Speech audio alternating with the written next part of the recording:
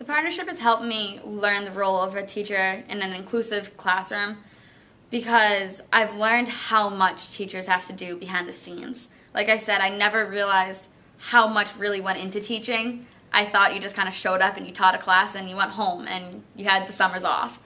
But now looking more into it, I realized that teachers have to think ahead and they have to know all the different strengths and weaknesses of each student individually because they need to be able to help the students on a personal level grow and learn.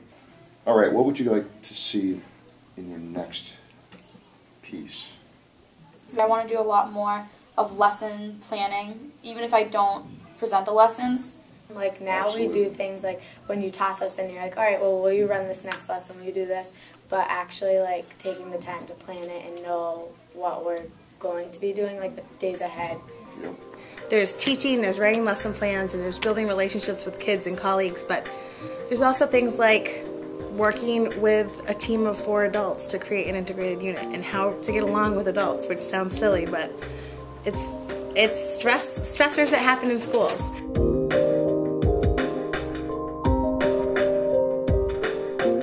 So far, I've been in a 1st and 2nd grade split classroom, a 3rd grade classroom or 4th grade classroom, and also the 6th grade. So I've seen 4 or 5 different teachers because the 6th grade does team teaching. So I've seen a lot of teachers with different ideas and values of how they teach, and it's helped me learn about how there's so many different ways to get the same point across. And so it's helped me grow because I've been able to take a piece from each teacher and put it all together and mold my own teaching style. So it's being knowledgeable and being educated on what encompasses being a teacher other than just a classroom. There's a lot of behind the scenes work. Well, I definitely think that this 3rd semester has been like a turning point. Like Ms. Quist has been awesome with giving us so many opportunities in the classroom and like giving us like free range to do whatever, but like still she is giving us something and then we have to come up with our own like mini lesson. It's not like a full lesson, but it's like a mini lesson off of what we're supposed to do with the kids. So alright, so Timmy just picked the game. We're gonna play Who's Knocking. Do you want to go sit in the chair first, or do you want to call on someone?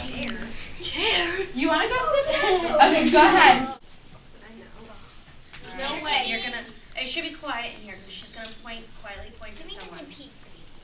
I know. All right. Do you have a guess? Oh, don't Miss Donnelly's in charge of it.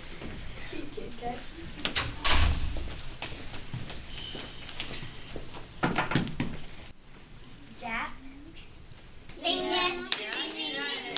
I've learned that being a teacher takes a lot of work. It's a lot of outside work, it's a lot of effort, it's a lot of analysis on one kid, on another kid, and you have all these different inventories of each student, and you have to put it all together into one classroom and make a lesson that works for all of the students.